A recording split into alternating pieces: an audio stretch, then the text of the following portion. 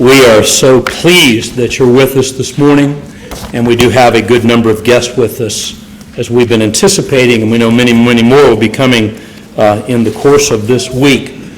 But we're glad that you're here and that you have taken time to worship God with us this morning. Tonight, later, we're going to be meeting again at 6 p.m. Jack Brashears has some announcements. We'll be going over the times at the end of this service. But I am going to be talking about, in this evening's sermon, as you would notice on the backside of the bulletin and the outline, dealing with the remnant of God and some important principles and applications about the very concept of the remnant and the remnant that is seen historically throughout the Bible and its applications even to us as Christians today. And so we certainly invite you back to be back with us again this evening at 6, and you will again be our honored guest. This past week, as a matter of fact, it was Wednesday, as I was driving a Wednesday morning coming to the office, and I happened to pass by, of course, on South Bay Boulevard, the athletic track over here at Los Osos Middle School. And there were a couple of cars in front of me, and so we were not going very fast and just going along. It's about 7:15, 7:20 in the morning. And I noticed that there were two people on the track getting in their early morning exercise. The first one that I noticed was a young woman, I'm going to guess in her 30s, early 30s, I would think. But then there was also an elderly gentleman who was easily in his 80s that was on the track as well. Now, of course, I noticed the young lady, and she was moving along with quite a good pace. And as I saw her running with, in fact, a very impressive pace, and her arms were pumping very, very strong as she was coming down the track, and she possessed an obvious stamina. I don't know how long she had been running, but I'll tell you what, she was moving right along. But as I was going and as she was coming down the backside of the track, then my eyes averted to the attention of an elderly gentleman. And I noticed this gentleman, and he was actually wearing a very, very bright green jogging suit. And though he actually was not jogging, he was walking at a pretty good pace, but his back was bent, which seemed to evidence some osteoporosis that he has experienced in his life. And his eyes were fixed more on his feet, I could tell, watching every step that he took.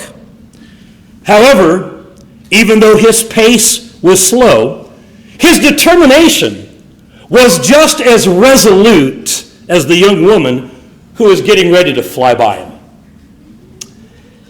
And I got to thinking about that, and the thought immediately came to my mind, and preachers love these things because as soon as I got to the office, I said, I'm working on a sermon.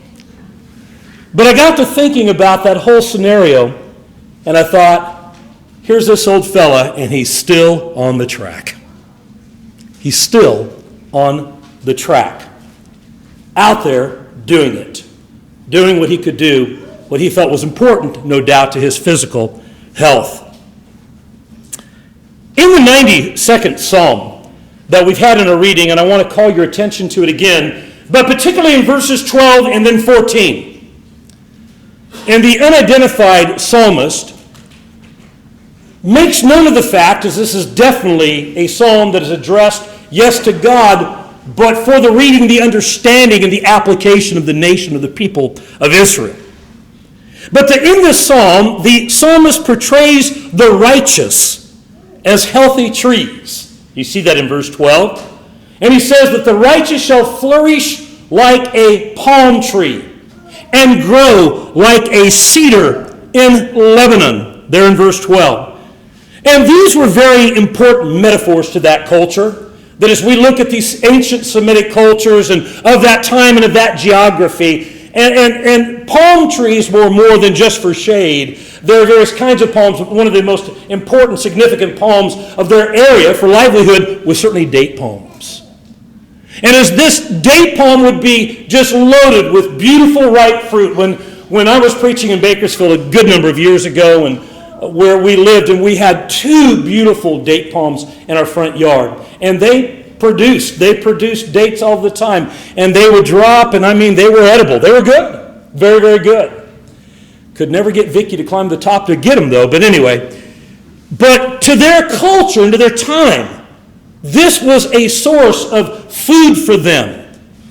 And when it comes, and how often do we read about in the Old Testament about the cedars of Lebanon? And don't think of the cedars that we think of, the cedars in California, the west coast of the United States, these cedars that are very, very tall. No, these are some actual photographs of some cedars, the cedars of Lebanon, that you would see that these were beautiful trees. These trees were used, the wood produced a gorgeous wood that could be used for carpentry, for building, so forth, but just gorgeous grove trees of the cedars of Lebanon. And there were those variety that did grow taller and bigger, but they used them in construction, and they were well known. But then in verse 14, as he makes this application, he addresses, in reference to these trees, but that are righteous people metaphorically, he addresses their longevity and their productivity. That how long they would live, and how long in their time that they would produce fruit or produce something was good and valuable. It says that they shall bear fruit in old age. They shall be fresh. Now, most translations in the English say fresh, and the word there really is the word that is used in other places for oil or for sap. They'll be full of oil and sap, which would indicate that it is a good, healthy, productive tree. Literally, fat is what it means. And it says that they will be flourishing, and this is interesting too, because the Hebrew word for flourishing here is the word that's often used for the color green. And when we think of the tree being green, because it's alive again, and it is flourishing. What is the psalmist doing? He wants to show the righteous, and even the righteous in their old age, that they are productive, even in longevity of life, that they can be productive. I believe that a tree that is planted, carefully planted, that is cared for, that is cultivated, may expect to live long, and we could expect of it to bear fruit even when it is old. And this is true with the righteous people of God in their old age. You see, they understand, I think they understand the whole principle of the statement found in Revelation 2:10 and the magnitude of the statement to be faithful even until death. Some translation says even to the point of death, which is very true, even if persecution or troubles would be brought about, but to be faithful unto death. And so it is, my friends, that the elderly Christians are important to our fellowship, are useful, and they can bear fruit. And we must never, ever underestimate the value. May I refer to them as senior saints, in all love and respect. Because I'm going to tell you what, I think I'm getting there. Now, I know what this kind of lesson will do with some of you. Well, he's talking and preaching to those older folks. Well, I'm going to let you make that determination where you think that line may be. I just remember a sermon that Brother D. Bowman preached, oh my goodness, 25, 30 years ago. I heard him back, it was back in the 1980s, so it had to be over 30 years ago, and he had made the point. And at that point, he was 52 years old, and he talked about being middle-aged. And one of the fine elderly brethren came up to him and says, Brother D, how many brethren do you know that are 104 years old? And he says, not many. And he'd come to the determination that 52 was on the other side of middle. Well, 59, I am looking at 60, and I don't know where you want to draw that line. But I think that it's so important that we recognize and appreciate even those in their older years that are saints, that are children of God. And it just is amazing to me when we think of them, and we so often talk about those, in the autumn of life, and the twilight years, and all of those kinds of metaphors that we use. Then I think about the faithful Christians of this congregation, present and the past as well.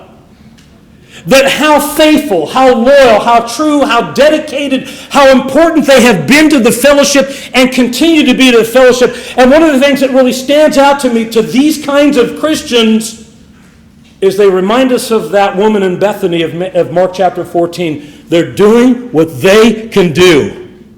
You remember that text in Mark chapter 14, and we pick up at verse number 3, and Jesus was in Bethany, and at the house of Simon the leper.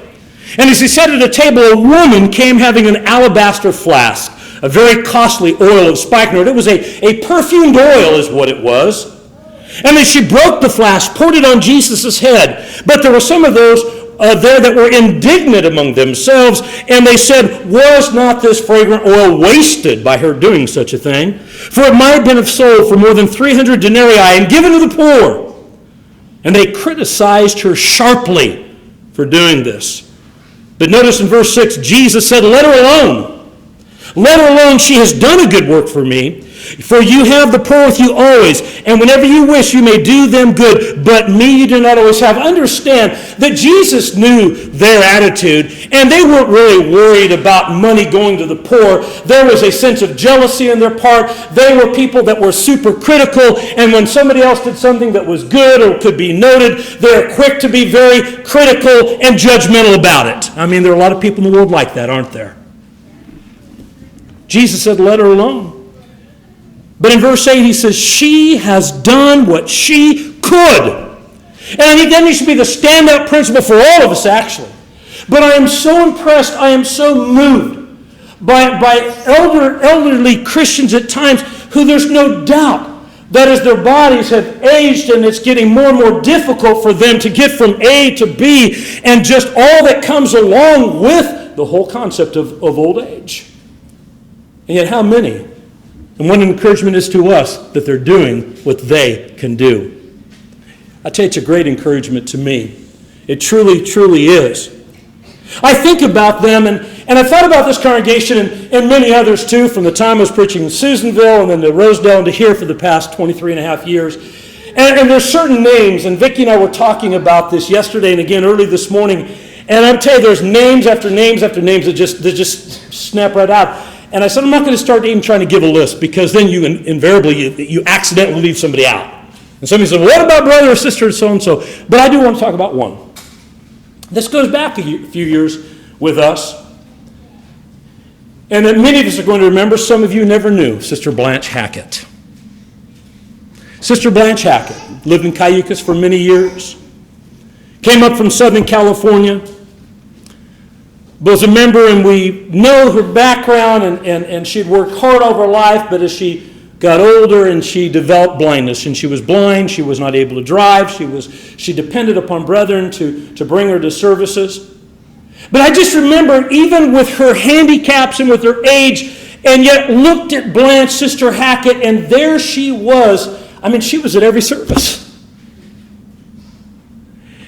And not only that, and Vicki we were talking about this as well. I don't know how many times we were invited at her home. She was so hospitable, and she would inform some of the people and the ladies of the congregation, now if you go into the kitchen and to the cabinet that's above the sink to the right, you'll find this, and if you go here, you'll find this, because she needed people to help, but she wanted brethren over, and she would be hospitable. And she was at services, and she was there. Even in her age and her physical limitations, I'll tell you, she was an encouragement. Talk to Dwayne and Marilyn McCurdy about Sister Blanche Hackett and the encouragement that she was to so many of us through the years. I look at these kinds of individuals, these faithful Christians, men and women, and first of all, the positive demeanor, the attitude that they had, and there's so much about attitude, isn't it? I'm sure she was closer to Dwayne and Marilyn than anybody, because for a lot of reasons. And Dwayne and Marilyn did so much to help her as well. And I suppose if she ever did complain, maybe she complained to Dwayne. I don't know. Marilyn's going, no, and I will believe Marilyn. I just don't ever remember Sister Hackett complaining about anything, but just doing what she could do. In Galatians chapter 6 and verse 9, the Apostle Paul says to Christians, and let us not grow weary while doing good, for in due season we shall reap if we do not lose heart. Have a positive demeanor and attitude like so many of these elderly Christians have exhibited. Those that have been consistent examples of faith. Remember the Apostle Paul wrote to Titus, who was preaching on the island of Crete, working with a few congregations in that island. But in Titus chapter 2 and verse 1, he says, "But as for you," telling Titus, "speak the things which are proper for sound doctrine." Verse 2, "that the older men should be sober, reverent, temperate, sound in faith, and love and patience." Verse 3, "the older women likewise, that they be reverent in behavior, not slanderers, not given to much wine, teachers of good things." Later on would say about teaching the younger women about marital, family responsibilities and other duties. And when we look at this, we understand that what is being appealed to is this idea, is that these elderly members, men and women, that they continue to be the consistent examples of faith. Because they're not just encouraging to one another in the elderly crowd, but I mean to the young people too. And as younger people, we need to wake up and be aware of that. I think of their remarkable attendance. I just think of so many. And again, as I refer to the elderly gentleman that was running on the track, I've seen so many, and you can think of some of them too, that were almost bent over in half because of osteoporosis, and you know it was a struggle for them to get out of bed many mornings. But how many times, and some of us are even thinking of people in pews in certain spots, aren't we? I am. And you don't want to know something? They were here. Their remarkable attendance to Bible classes, to worship service, doing what they can do, as it says in Hebrews 10:24, trying to provoke love and good works in others, and not forsaking the assembly, as sadly has become the habit of the manner of some.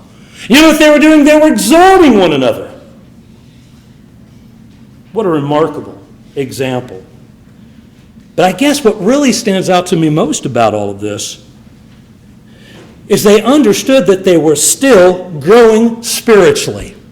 I went to a little gathering at Del Mar Park in North Morro Bay yesterday. It was one of those all-class reunions for Morro Bay High School.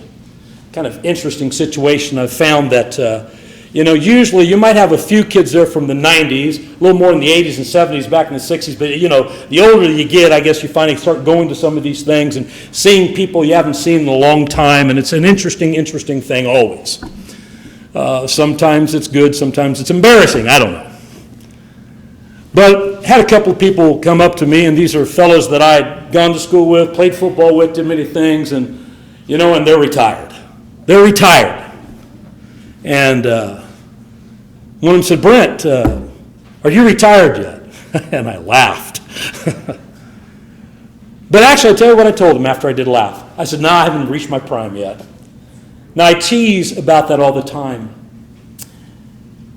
But I know that there are those that have retired from their occupations, their vocations, their professions, their jobs. They're Christians. But the ones that just stand out is that while they have retired, and they've worked, 30, 40 years in these situations, retired from their job, and yet they have not retired from serving the Lord. Because we don't retire from serving God. We don't do that. Remember Paul stated in 1 Corinthians 15:58, "Wherefore, my beloved brethren, be steadfast, immovable, always abounding in the work of the Lord, knowing that your labor in the Lord is not in vain." Always abounding. And also what's remarkable to me about these individuals, in their tireless efforts, they appreciate the principle of 2 Corinthians 4:16. The outline, by the way, says chapter 14:16, a little typo, obviously, because if you have a Bible that has a 14th chapter in 2 Corinthians, you need to get rid of it. But in any case, in 2 Corinthians, that should be chapter 4 and verse 16. Remember, that's where Paul says, "Therefore we do not lose heart, even though our outward man is perishing." What? "Yet the inward man is being renewed day by day." Hey, is there anybody here, do you ever feel that and say, boy, the outward person is perishing, it's decaying? We feel that. We look in the mirror, we see that. But you know what? For the faithful Christian, the inward man is being renewed day by day, and spiritual growth should never stop. I'll tell you what, spiritually speaking, we need to be still on the track. I also want to suggest to you that they have a real concern for the future. wise, experienced, elderly Christians. Oh, I know that about the older generation. Here's what it says. Oh, that older generation always worries about the younger generation. You know, that's always been the case. And may it continue to be the case. You see, that's not going to change. And if we understand that so many of the older generation in our fellowships, people that have studied the Bible and try to live their lives for God and have experienced so much, they've got good reason to be concerned. I think that's true of every generation. Every generation. Instead of sitting back and think, well, you know, that's just how those older folks feel, I'll tell you what we need to do. We need to listen to them. We need to listen to them. We need to look to them. We need not to be afraid to ask some advice of them from time to time. Oh, I know that we go to the Word of God, and that's our source of authority, but these elderly Christians, because of their experience and because, yes, of so much wisdom that they have been able to acquire in their application of truth, you know, are they concerned about the world in which we live? We all ought to be. Scriptural wisdom has taught them to be leery of what the world offers in Romans 12:2, when Paul says, do not be conformed to this world, but be transformed, change. How many people just give in to conformity? And even in the body of Christ, you see Christians doing it all the time. Don't do that. But there has to be this renewal. There has to be this renewing of their mind. They understand that. They certainly have legitimate concerns about the church. Experience has taught them that Satan never stops assaulting the church with change, with division, and apathy. You know what really impresses me about so many of the elderly Christians in this congregation? Not only that they don't complain, that they don't want to be grumpy, but they're not apathetic. It has not come to the point in their life, and I don't believe it will, for faithful Christians, no matter how old, where they just say, I don't really care anymore. Satan knows how to use all of these to hurt the church. They understand that, as Paul said in 1 Timothy 3:15, that the church is the pillar and the ground of the truth, and that we are to conduct or to behave ourselves in a certain way.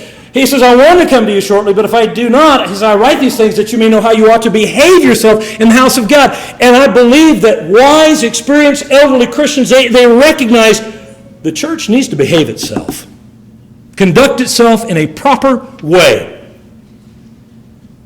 You see, they're concerned about the future of both. They're concerned about the future of the world, but yet they know the future of the world, that when you look at the world at large, that the time is coming. This world's going to be done away with. It's going to be destroyed. There's going to be a coming of a judgment. And they know, again, all that the world offers, because this extreme depravity that is seen of the world, why John said in 1 John 2:15, do not love the world, nor the things that are in the world. For if any man loves the world, the love of the Father is not in him. And here's what's in the world, John says. The lust of the flesh, the lust of the eyes, and the pride of life. And I'll tell you, experienced, wise Christians, they see that, and they're alarmed accordingly. But they're also alarmed about the advanced apostasy in the church. And I believe that there were wise Christians in the day of the Apostle John, for example, that saw the apostasy coming, or even the Apostle Paul, as we're studying in 2 Thessalonians right now, apostasy's coming. And in every generation, there was the advancement of apostasy. I want to ask you right now, do you think that some of our older Christians that have seen so much change and see so much go on and that they have legitimate reason to be concerned about the advancement of apostasy today? It's everywhere. Change, change, change. No wonder Paul told Timothy in 2 Timothy chapter 4 and verse 2, preach the word. Be ready in season and out of season. Reprove, rebuke, exhort with all long suffering and teaching. For the time will come when they will not endure sound doctrine, but according to their own desires, because they have itching ears, they will heap up for themselves teachers, and they'll turn away their ears away from the truth and be turned aside to fables. Was Paul just an alarmist? We know better than that. And just as there are those that are very concerned today. You see, we need to still be on the track, no matter what age you are. and appreciate those by virtue of their experience, their wisdom, and yes, those years that have gone by, doing what they can do, showing their real concern for the future, yes, of what's happening in this world and what's happening in the Lord's church. But then may I suggest to you as well, every one of us need to take this to heart, that the young shall be old. Well, that is, if you're lucky or blessed. But the young shall be old. You ever heard the expression, time stands for no man? I decided to go ahead and try to check the etymology of that phrase, the history of it. It has been attributed to so many people I gave up on it.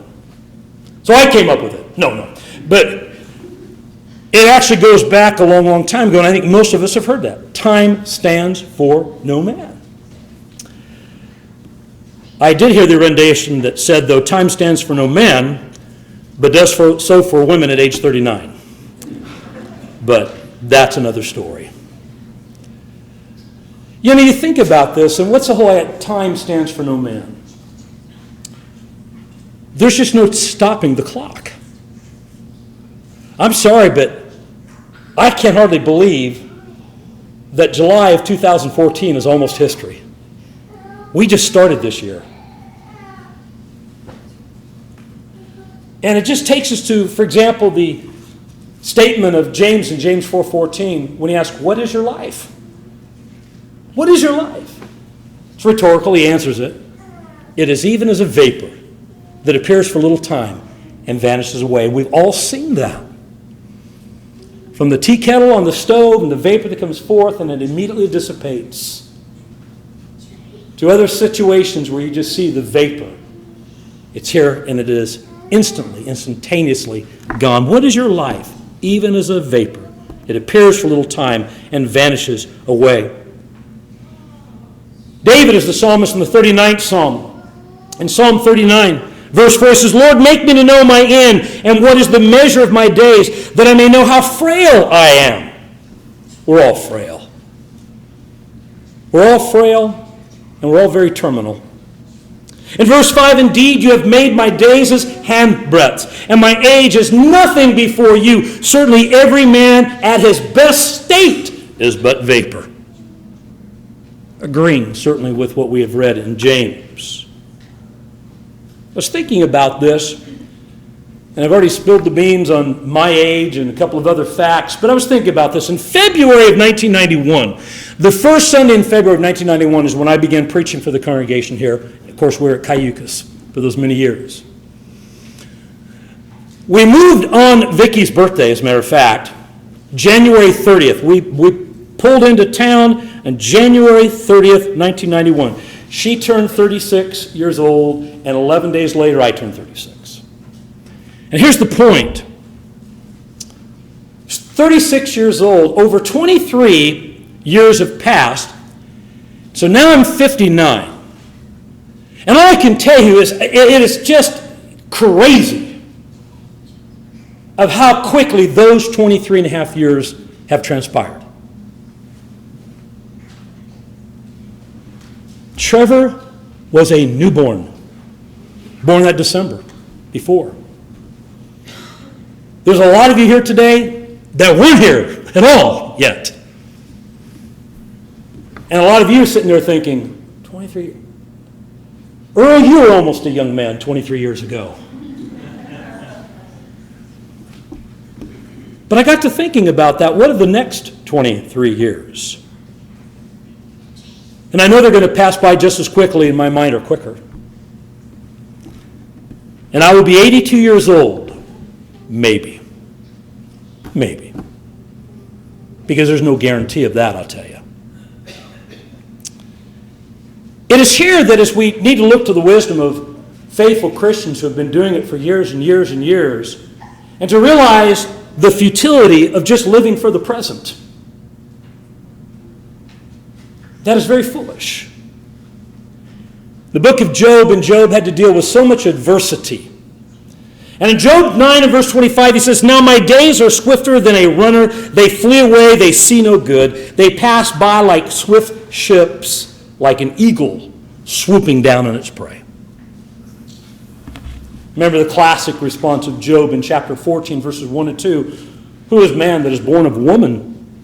And man that is born of woman is a few days and full of trouble. He comes forth like a flower and fades away.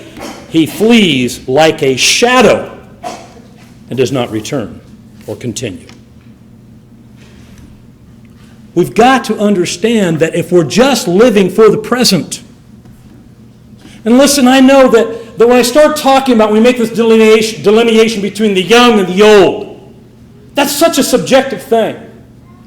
We have some here that are very young. And I tell you, take Dale right here in the front. Yes, he's one of our youngsters. Boy, he pays attention, though. He does. If not, you fool me really well. But he's focused. And for young people like that can pay attention, but that's just not the youth. There are some of you that are high school age. Yes, young, pay attention. There are some of you that are in college, young, pay attention. There are some of you in your 20s and 30s that are young couples with young children. You're young couples, pay attention. And it keeps coming back to me. One day I was talking with Brother Glenn Whittemore. And I turned 51 and something was going on and I felt some kind of ache and pain and I said, "Oh, 51. And Glenn looked at me and just said, "Oh, to be 51 again."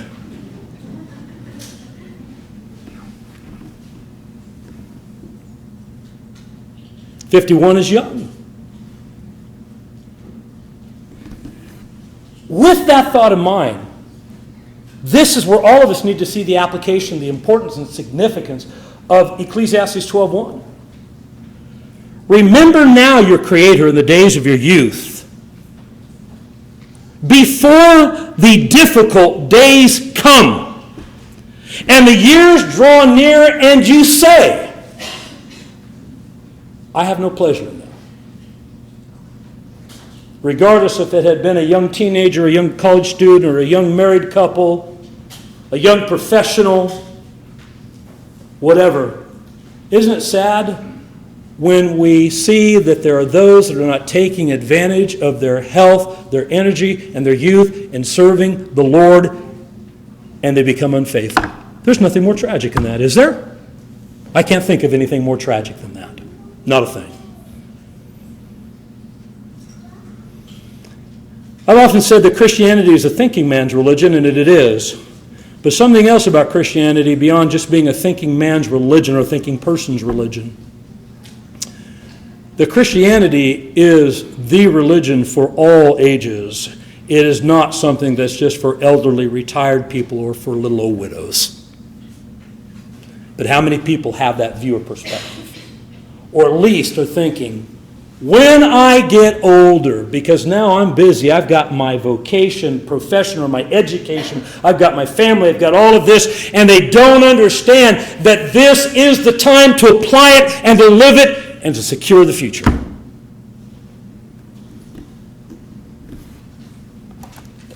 This is the importance of training our children. Train up a child, Ephesians 6:4, in the way he should go. That's in Proverbs 22:6. But in Ephesians 6:4, fathers, do not provoke your children to wrath, but bring them up in the nurture and the admonition of the Lord. Bring them up, train them, teach them. Back to Proverbs 22:6. Train up a child in the way he should go, and when he is old, he will not depart from it.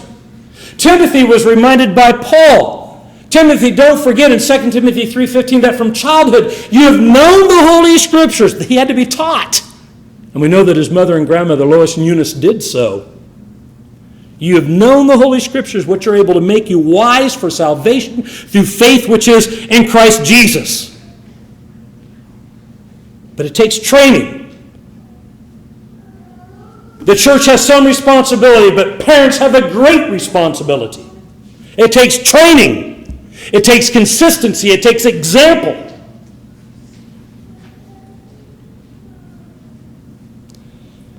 And by the way,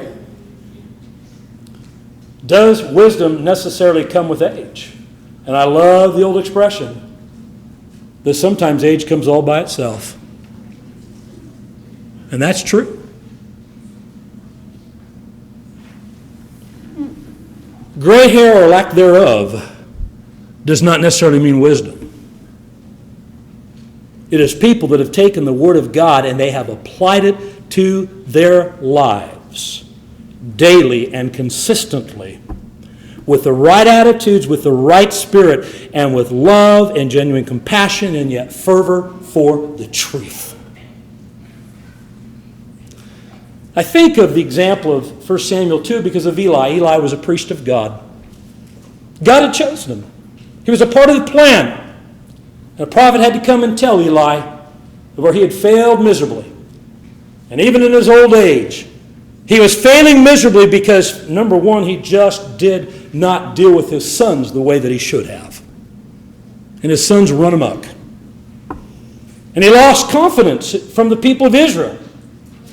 But number two is that Eli, even when he was warned earlier about that, didn't take it to heart. Oh, it bothered him what his sons did, but he didn't do the right thing. And it is there in 1 Samuel chapter 2 and verse 30, by the way, is that beautiful, beautiful expression, and we'll paraphrase it by simply saying this, that the prophet of God told Eli, God honors those who honor him. And wise people will recognize that. God will honor us when we honor him. Well, all of this, to every one of us, young and old and in between, is the need of application. How did Jesus conclude his powerful Sermon on the Mount? In Matthew chapter 7. And there what he says to them, whoever hears these sayings of mine and does them, I'll liken him to the man that builds his house on the good, solid foundation. And no matter what storms, wind, rain may come, it will hold firm because he has applied the teaching of the Lord. But whoever hears these things of mine and does not do them is like the foolish man that builds his house in the sand. And when those storms come, the house is going to fall. And great is the fall thereof. And great is the fall of people. And even people who are people of God, who are Christians but have not applied themselves, great is their spiritual fall when they fail to apply. When Jesus taught the disciples to serve one another in washing their feet, in John chapter 13 he concluded, blessed are those that do this. In other words, if you will do what he says, follow his example, keep his commandment, those who are blessed are those that will do. We're going to sing a song of invitation, and it's called There's a Fountain Free. And I was thinking about that, is in our need to get on track and to stay on track and to be faithful even until death. Many of you are certainly familiar with Ponce de Leon. And Ponce de Leon, who came to Florida many hundreds of years ago, and what was he in search of? The fountain of youth. The fountain of youth. Didn't find it.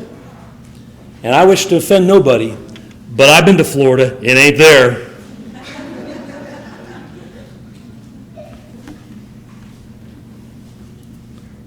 But I'll tell you what is found. Through God and his love and his word and through the gift of his son Jesus and the powerful gospel of Jesus Christ is not a fountain of youth inasmuch as it is a fountain of eternal life. Have you accessed it? Come. If we can help you, assist you in your need to become a Christian, to devote yourself into being a better Christian, acknowledging sin or problems in your life, whatever that need may be. Come. There's a fountain free. Won't you come as we stand and as we sing?